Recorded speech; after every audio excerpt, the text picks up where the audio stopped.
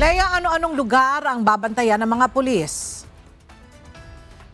Magandang tanghali sa iyo, Ella. Magsisimula na nga ang bakasyon sa March 29 hanggang May 31. Kaya naman maging ang Philippine National Police naghahanda na rin para sa pagdagsa ng mga magbabakasyon at uuwi sa kani-kanilang lalawigan.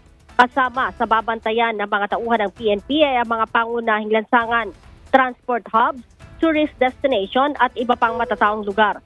Saklaw ng operasyon ang mga major holiday tulad ng Philippine Veterans Week, Araw ng Kagditingan, Semana Santa, Labor Day at Flores de Mayo.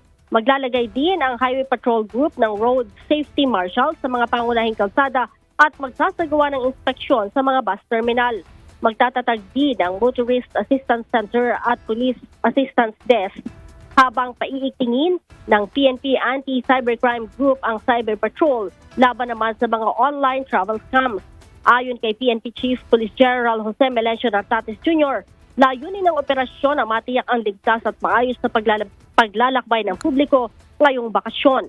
Ang Department of the Interior and Local Government magpapakalat din ng nasa 800 tourist police sa mga pangunahing pasyalan sa bansa, kabilang dyan ang Bonifacio Global City, poblasyon sa Makati, Boracay, Siargao, Cebu, Bohol at Puerto Princesa.